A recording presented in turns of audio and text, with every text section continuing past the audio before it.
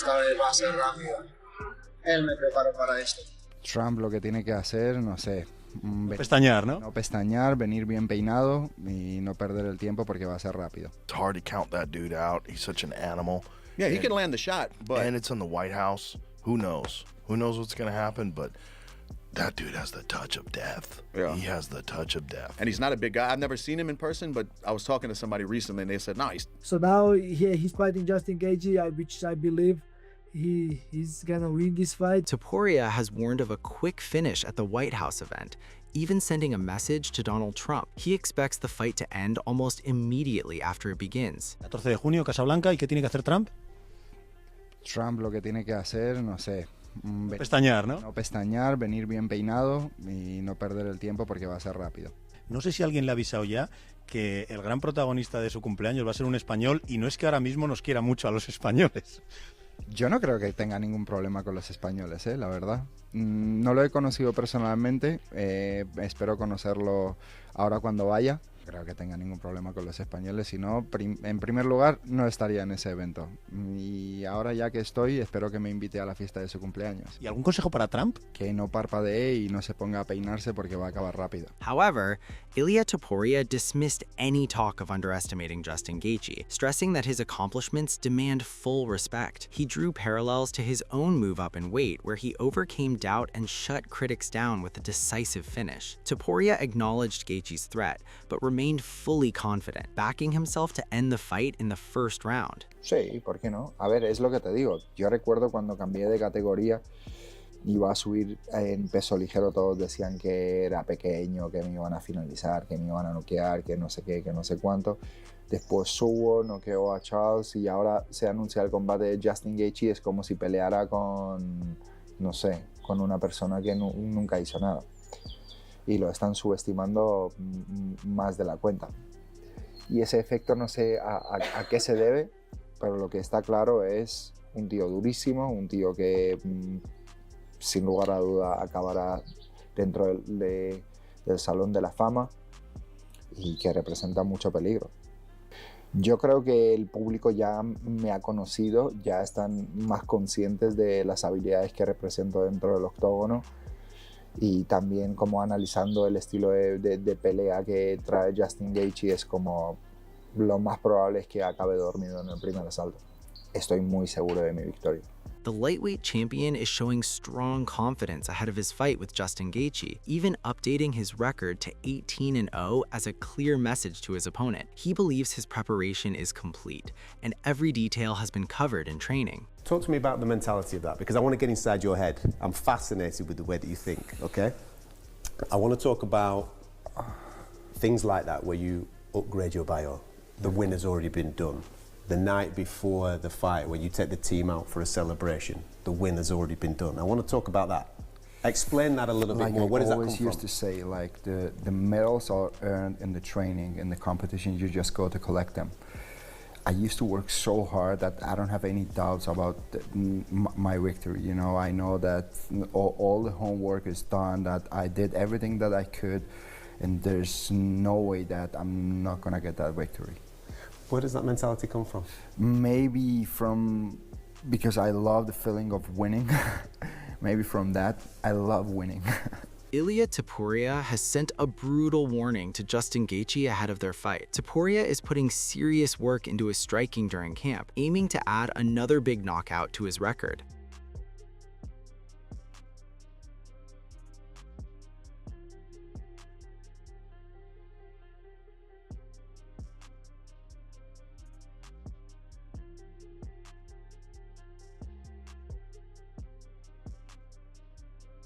Ilia is also going through high-intensity training in camp, focusing on sharp combinations and improved defensive work. He is also pushing his conditioning to stay explosive deep into the fight.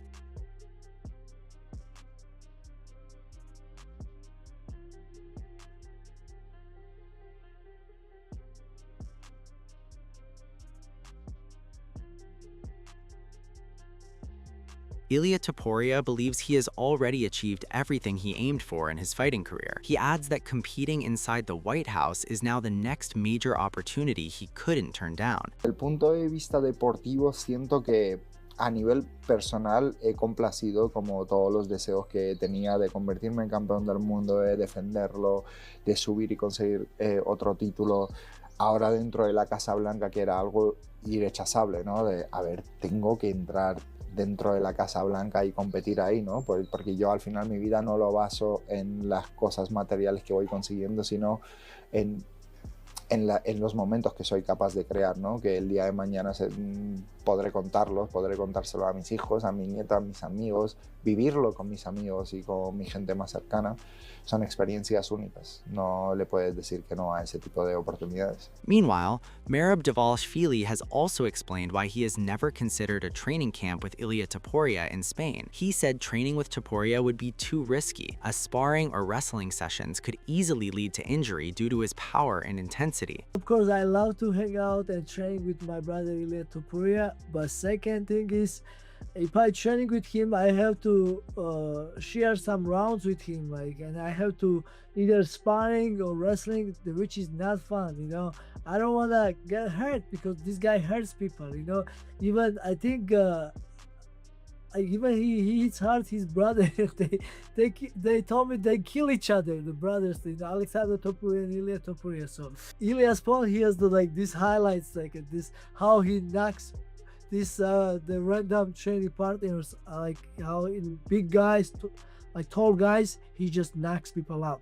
And that's why, like, I like training with him, but I don't like training with him because he hits hard. It's impossible to like really get a good training session with him because you're gonna either get hurt, injured, knockout, or you know, so it's like my wrestling doesn't work, so I can see. Brendan Shaw believes Justin Gaethje would need luck to beat Ilia Topuria, pointing to Topuria's ability to mix striking with grappling and control the fight. He suggests Gaethje's knockout power gives him a chance, but expects Topuria's all-round game to overwhelm him. Gaethje's just gonna have to pray he land. Like he has to pray that Ilia's willing to play reckless.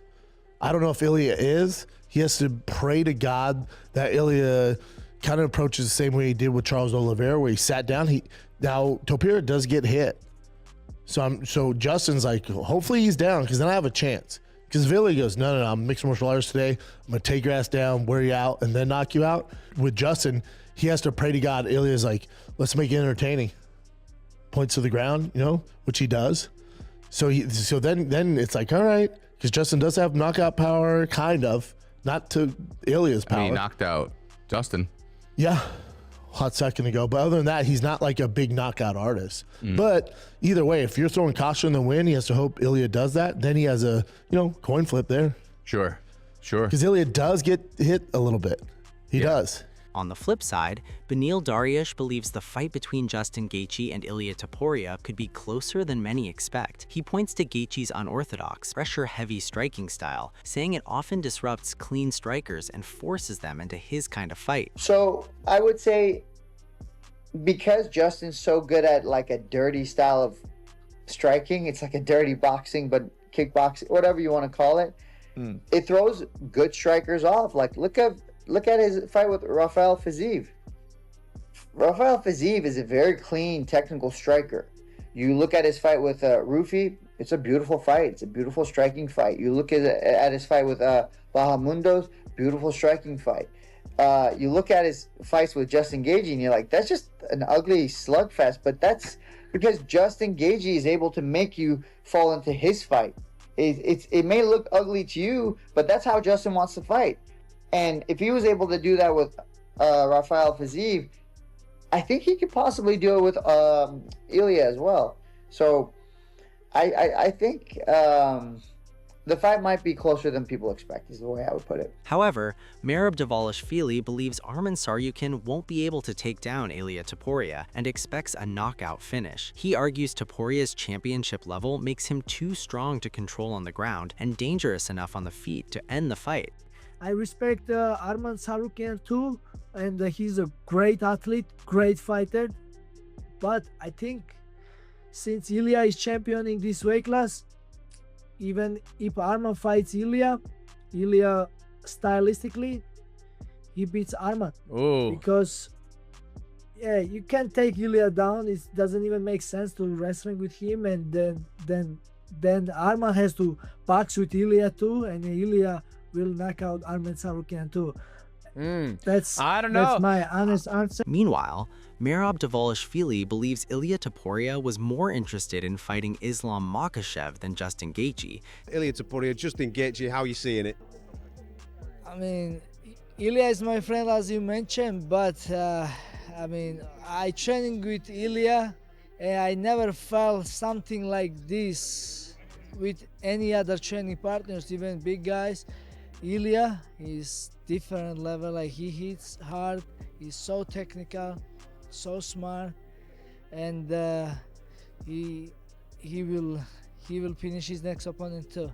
Merab Dvalishvili, based on training with Ilia Topuria, sees a clear gap in levels. He highlights Topuria's sharpness, intensity, and precision, and expects Justin Gaethje to be in serious trouble with an early finish. He said, bro, this fight is even stylistically very easy for me. He say, Islam fight, bro, this is, I love this fight. And he said, I want to fight Islam. And he was, which I believe he's gonna win this fight, and I'm sure he's gonna push to fight Islam Makhachev. I'm just saying my words, you know. I think that's what he wants to do, and so that's how comfortable. I'm just saying he's so comfortable fight against Islam Makhachev. Joe Rogan has also urged Arman Tsarukyan to stay focused on his path to a title shot. He warns against any distractions or side moves that could slow his progress toward a championship opportunity. If you wanted to fight for Ilia at 55, that's a very interesting fight. 100%. Very interesting fight. Because he's hard to hit. He's very slick and technical, super flexible. Like, you ever seen those weird like mobility exercises he does with twists and shit with weights? I know, yeah. It's crazy flexibility. He's definitely in his prime, man. He can't waste his life away right Stop now. Stop headbutting people. Yeah, just do the right thing, because you are in your prime right now, and it doesn't last forever. He might already be champ if he could keep it together outside of the 100. Cage, you know what I mean? Like, if who knows what would have happened in the Oliveira fight? It was a proper fight, a 5-rounder. Arman Tsarukyan remained silent while watching Joe Rogan strongly push him to stay focused and secure his title shot without distractions. He might already be champ if he could keep it together outside of the 100. Cage, you know what I mean? Like, if who knows what would have happened in the Oliveira fight? It was a proper fight, a 5-rounder. If you wanted to fight for Ilia at 55, that's a very interesting fight. 100%. Very interesting fight. Because he's hard to hit. He's very slick and technical, super flexible. Like, you ever see those weird, like, mobility? Stop fucking around. On the other hand, Dana White has praised Arman Tsarukyan for staying active and keeping himself in the mix. He notes that upcoming events could shift plans quickly and open new fight possibilities depending on how things unfold. He also adds that Tsarukyan needs to stay composed at events, while still making it clear he holds him in high regard. Got some cards to open. Somebody asked, what is next for Arman? He's becoming a superstar outside of UFC 2. What is your plan for Arman next? Yeah, I like what Arman's been doing. That he's kept himself active. You know, getting himself out there. Hanging out with Nina doesn't hurt either. You know, she kills it. I don't know. We'll see. Like I said, after each event plays out, this event will play out on Saturday. You know, everything sort of changes, and you start looking at what the possibilities are for fights coming up the rest of the year.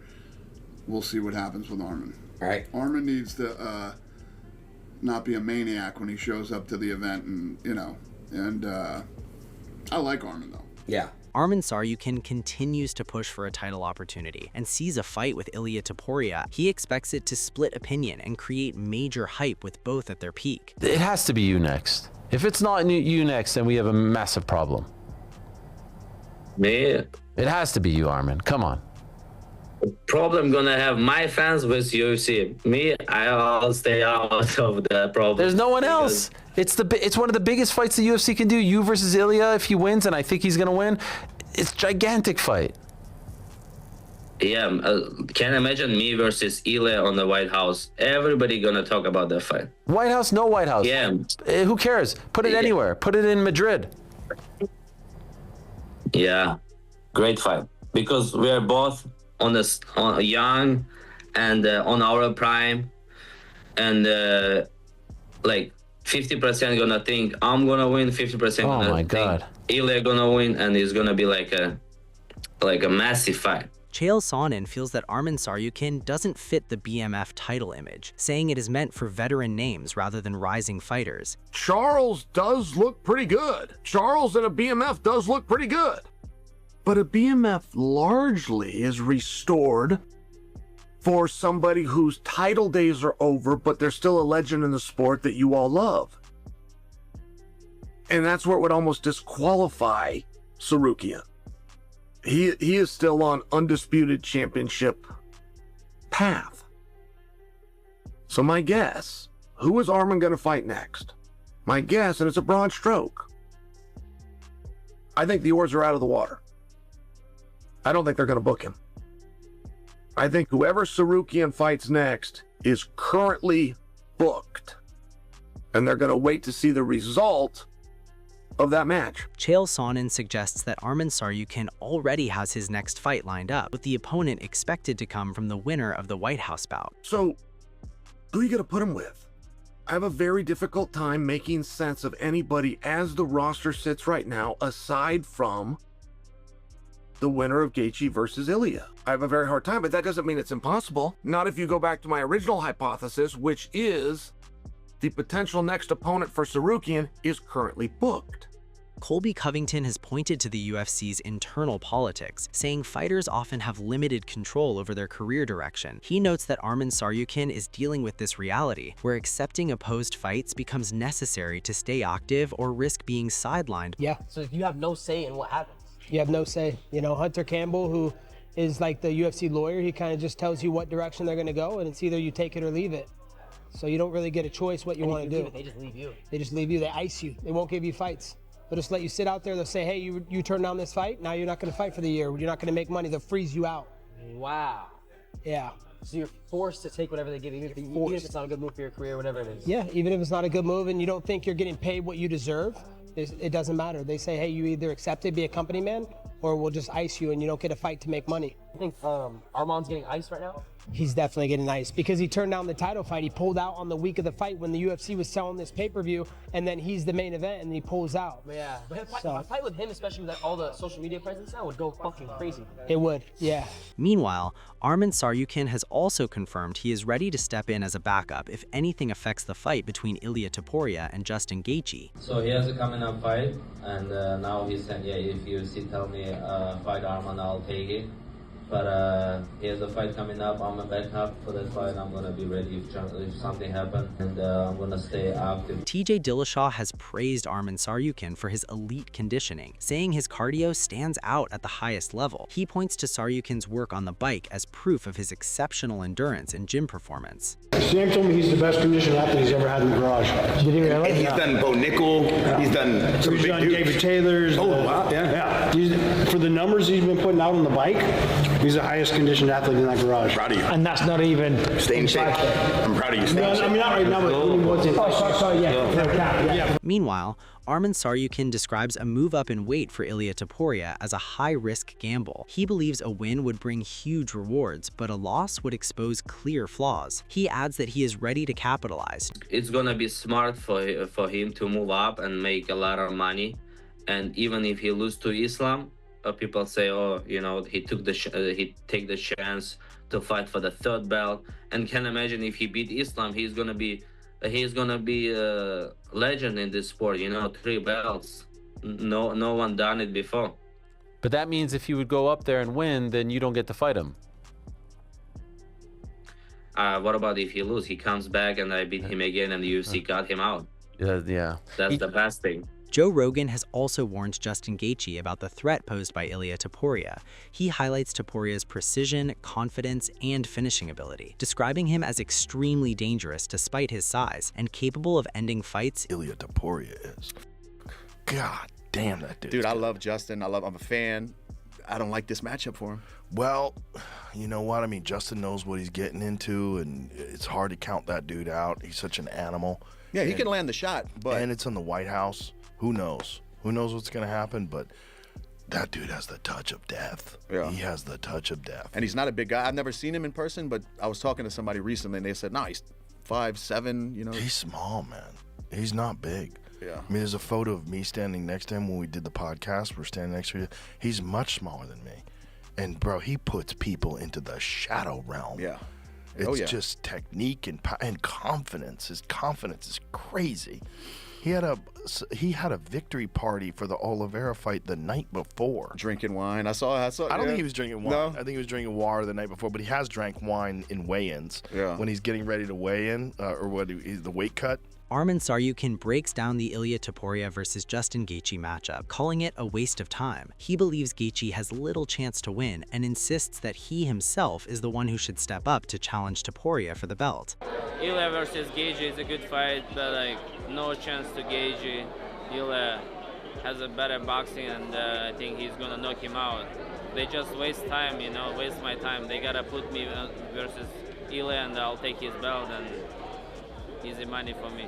However, Paddy Pimblett believes Justin Gaethje could shock Ilia Topuria despite being the underdog. He notes that MMA is unpredictable, and Gaethje could be boosted by the huge stage and crowd support, making the outcome far from certain. And then my two mates in the main event, Ilia versus Justin. Ilia did say he was going to come back around this time, so June. Perfect for him, and obviously Justin Gaethje said himself when he was fighting me, he wants to beat me and then go on to fight on the White House, and he's done it. You know what I mean? That's off to him. He said he was going to do that. That's a scrap. You know what I mean? They're going to come out and they're going to try and take each other's heads off, but everyone's already counting Gaethje out, and we've already learned you can't do that. I don't know, I've got a sneaky suspicion that Gaethje might pull off an upset here and surprise everyone. As you know, it's a fight. It's a fist fight. It can go either way. Anyone could beat anyone. In the White House, he's probably going to have a little bit more motivation to go out there and win because it's in front of his presidents in his home country. We'll have to see how that one plays out because obviously it's big implications for the rest of the division. I'm obviously going to be watching that. I'll have my eye on that, but I'm going to be focused on whoever I get to fight next. And Kamaru Usman has also reacted to Ilia Topuria being heavily favored over Justin Gaethje. He questions the gap, arguing Gaethje's skill and toughness make him far more dangerous than many think. Thank you, main event. Look at there's odds out already, and it's crazy, these odds. They still have Justin at like a 4-1 underdog, which is... What was Justin his last fight? He was what is it, a 3-1 underdog their last fight? Something crazy like that. He was the underdog. Justin Gaethje was the underdog. So, I mean, it is what it is. I mean, these whoever the odds makers are or whatever, I just feel like, you know, the disrespect is there. I mean, even myself, I was an underdog in my fight. You know, the disrespect is there, but it is what it is. You know, that's what we love to do as professional athletes. We like to go in there and we like to really silence the critics. So I love it. I love this fight. Even that co-main event. Let's talk. So that's all we have from today's video, and we hope you enjoyed it. Share your thoughts in the comment section and make sure to like and subscribe to our channel for more amazing videos.